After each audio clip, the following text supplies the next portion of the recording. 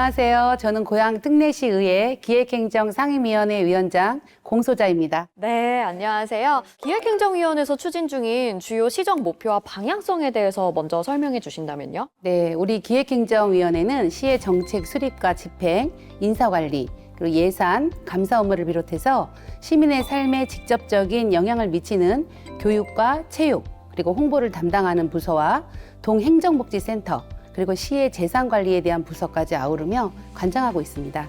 시의회에게 부여된 집행부, 감시, 견제의 권한으로 시의 발전과 시민의 행복을 위해 꼼꼼하고 세심하게 살펴보는 것이 시민분들께서 부여해 주신 이 자리의 역할이라고 생각합니다. 고양시의 예산이나 기획 행정에서 가장 중요한 결정 요인은 무엇일까요? 투명성과 효율성, 그리고 효과성을 고려하는 것이 무엇보다 중요하다고 생각하고요. 다시 말해서 한정된 예산 안에서 시민 모두를 위한 공공가치를 만들어야 하기 때문에 단 한 푼도 허투루 사용하면 안 된다는 것입니다. 그러기 위해서는 무엇보다 시민분들의 목소리를 경청하고 니즈를 파악하는 것이 가장 중요한 요소라고 생각합니다. 의회에 주어진 역할을 위해 최선을 다하는 것이 우리 시의원들에게 주어진 무거운 책임이며 이를 항상 되새기고 있습니다. 네. 시민들의 필요를 반영한 정책 기획을 위해서 어떤 방법들로 또 의견을 수렴하고 계신지도 궁금해요. 아무래도 의회의 주요 역할은 시민의 목소리를 대변하고 이를 행정 운영에 반영시키기 때문에 무엇보다 시민을 더욱 자주 만나고 그들의 목소리를 들어 해결 방안을 모색하는 것이 정책 기획의 시작이라고 할 수 있습니다. 시민들의 일상생활에 불편함은 없는지 먼저 찾아가고 인사드리면서 경청하는 적극적인 행동이 필요하다고 생각합니다. 이를 잘 새겨서 기획행정위원장으로 책임감을 가지고 앞으로도 적극적으로 시민의 목소리를 찾아 귀담아 들을 수 있도록 최선을 다할 것입니다.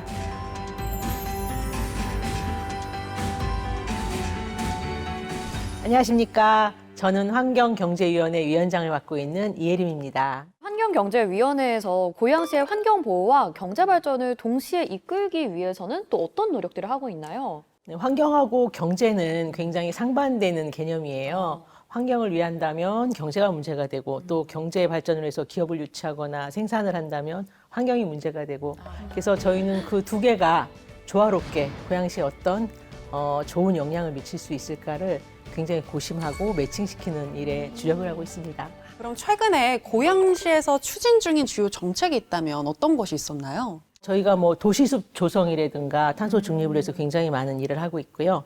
가장 큰 이슈는 저희는 지금 뭐 일산 테크노밸리라든가 CJ 라이브시티 그리고 시장님께서 계속 추진하고 계시는 이제 경제 자유구역 유치를 위한 일을 가장 큰 지금 정책 목표로 하고 있죠. 고양시는 거기에 사활을 걸었습니다. 네.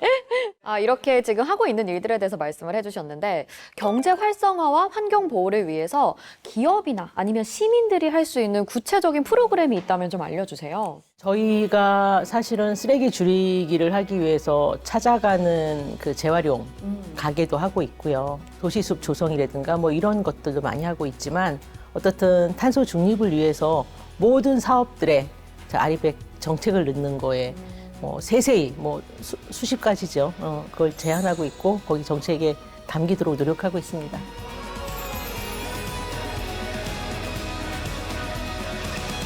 네, 안녕하세요. 고양특례시의회 건설교통위원회 위원장 김미경입니다. 네, 반갑습니다. 반갑습니다. 네. 혹시 고양 특례시 의회에서는 교통망 확충이나 도시 재개발과 관련해서 어떤 부분에 중점을 가지고 계신가요? 고양특례시의회는 교통망 확충과 도시 재개발을 통해 시민들의 생활 편의와 지역 경제 활성화를 지원하는 데 중점을 두고 있습니다. 교통망과 관련해서는 GTX-A 노선, 교외선, 고양 은평선, 인천 2호선 연장 같은 철도 확충 사업이 안전하고 신속하게 추진될 수 있도록 예산과 일정 관리에 힘쓰고 있습니다. 도시 개발에 있어서는 농곡과 원당의 재정비 사업을 지원하고 있으며요. 이들 사업이 단순한 주거 개선을 넘어 지역 상권 활성화로 이어질 수 있도록 주민들의 의견을 적극 반영하고 있습니다. 네, 그렇다면 시민분들의 교통 불편 해소를 위해서 의회에서 추진 중인 활동이 있다면 알려주세요. 현속 능곡 지축 지역에 도로 확장과 정류장 개선을 통한 대중교통 인프라 개선이 이루어질 수 있도록 예산, 배정을 검토 중입니다.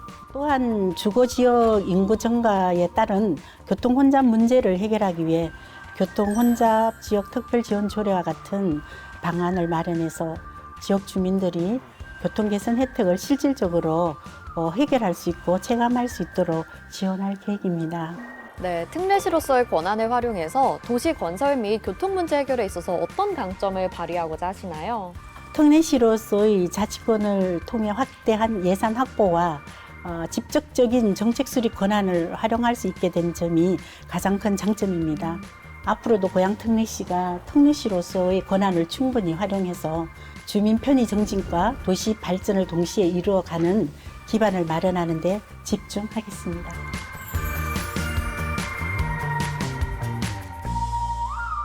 저는 고양 특례시의회 문화복지위원회 위원장 김미수입니다. 반갑습니다.